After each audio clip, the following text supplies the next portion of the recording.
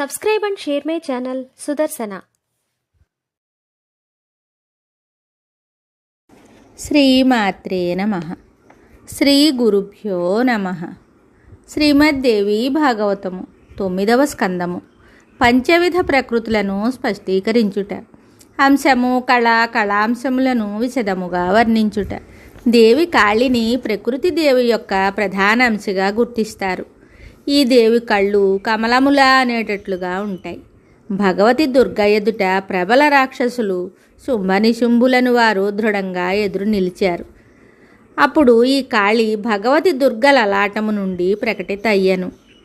ఈమెను దుర్గ యొక్క అర్ధాంశగా పరిగణిస్తారు. గుణములు తేజస్సునందు ఈమె దుర్గతో సమానురాలే. ఈమె పరమదృఢమైన విగ్రహము.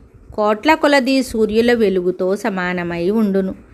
సకల శక్తులందు ఈమె ప్రముఖురాలు. ఈమెను మించిన బలశాలులు ఎవ్వరునూ లేరు. ఈమె పరమయోగ స్వరూపిణి. ఈ దేవి సకల సిద్ధి ప్రదాత. శ్రీకృష్ణుని ఎడల ఈమెకు తరగని శ్రద్ధ కలదు. తేజస్సు పరాక్రమము గుణములందు ఈమె శ్రీకృష్ణునితో సమానురాలే. ఈమె సమయమంతయు భగవంతుడగు శ్రీకృష్ణుని చింతనతోనే గడుచును. ఈ సనాతనీ దేవి శరీరపు రంగు కూడా కృష్ణునిదే. ఈమె తలచుకున్నచో ఒక్క శ్వాసలో సకల బ్రహ్మాండమును నష్టపరచగలదు. తన మనోరంజనమునకు లేక జగత్తును ప్రబోధించు తలంపుతో ఈమె సంగ్రామమునందు దైత్యులతో యుద్ధము చేయును. ఈమె సుపూజితురాలైనచో ధర్మ అర్థ కామ మోక్షములన్నింటినీ ప్రసాదించుటలో సంపూర్ణ సమర్థురాలు. బ్రహ్మాది దేవతలు మునిగణములు మనువు మొదలగు మానవ సమాజములు అందరూ ఈమెను ఉపాసిస్తారు. భగవతి వసుంధర కూడా ప్రకృతి దేవి యొక్క ప్రధాన అంశము నుండి ప్రకటిత అయింది. ఈ జగత్తంతయు ఈమె మీదనే నిలిచి ఉన్నది. ఈమె సర్వసస్య అని చెప్పబడింది. ఈమెను ప్రజలు రత్నాకర రత్నగర్భ అని కూడా పిలుస్తారు. రత్నముల గనులన్నీయు ఈమె లోపల విరాజమానములై ఉన్నవి. రాజులు ప్రజలు అందరూ ఈమెను పూజించి స్తుతిస్తారు. అందరికీ జీవనమును ప్రసాదించుట కొరకే ఈమె ఈ రూపాన్ని ధరించింది. సకల సంపదలను ఈమె సమకూరుస్తుంది. ఈమె లేకపోయినచో సకల చరాచర జగత్తు ఎచ్చటను నిలువజాలదు. మునివర, ప్రకృతి దేవి యొక్క కళలను వినుము. వారు ఎవరెవరికి పత్నులో అంతయు నీకు నేను చెప్పెదను. స్వాహాదేవి అగ్నికి పత్ని. సమస్త జగత్తునందు ఈమె పూజింపబడును. ఈమె లేకుండా దేవతలు తమకర్పించిన హవిస్సును పొందజాలరు. యజ్ఞుని పత్ని దక్షిణ అని చెప్పబడును. ఈమె సర్వత్రా ఆదర సత్కారములను పొందును. ఈమె లేకపోయినచో విశ్వమునందలి సకల కర్మలు నిష్ఫలములని భావించబడును. పితరుల పత్ని స్వధ. మునిగణములు మనువు మానవులు అందరూ ఈమెను పూజిస్తారు. ఈమె నామమును ఉచ్చరించకుండా పితరులకు సమర్పించిన వస్తువు నిష్ఫలమగును. వాయువు పత్ని పేరు దేవి స్వస్తి. ప్రతి విశ్వమునందు ఈమె సత్కరింపబడును. ఈమె లేకుండా ఇచ్చిపుచ్చుకొనుట అన్నియును అసంభవములే. గణేశుని పత్ని షష్ఠి. ధరాతలమునందు అందరూ ఈమెను పూజిస్తారు. ఈమె లేకుండా స్త్రీ పురుషులందరూ శక్తిహీనులవుతారు. అనంతుని భార్య పేరు తుష్టి. అందరూ ఈమెను పూజించి నమస్కరిస్తారు. ఈమె లేకుండా సకల ప్రపంచము ఎప్పుడునూ సముచితముగా సంతృప్తము కాలేదు. ఈశానుని భార్య పేరు సంపత్తి.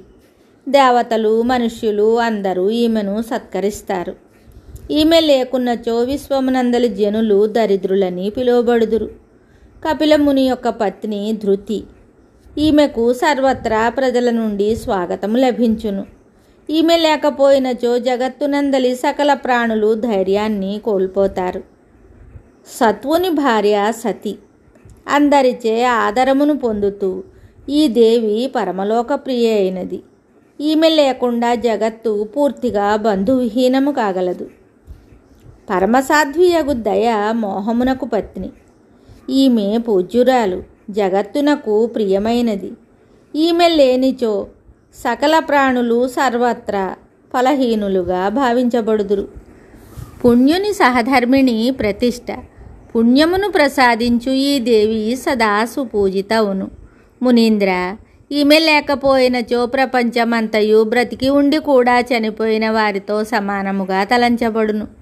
సుకర్ముని పత్ని కీర్తి, ఈమెను అందరూ ఎరుగుదురు.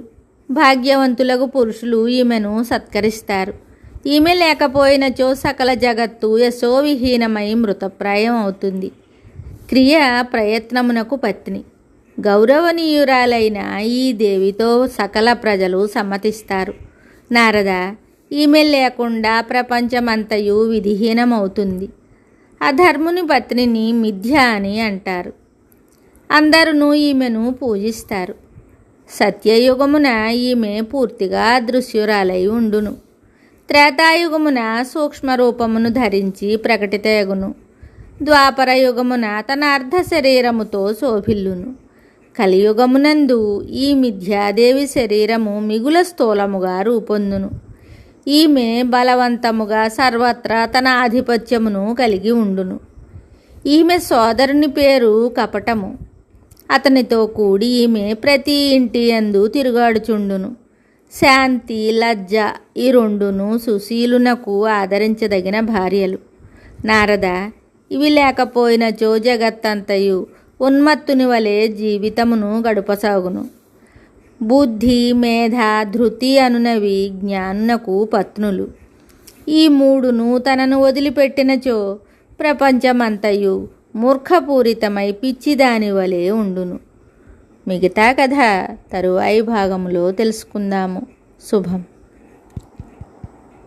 Subscribe and share my channel Sudarsana.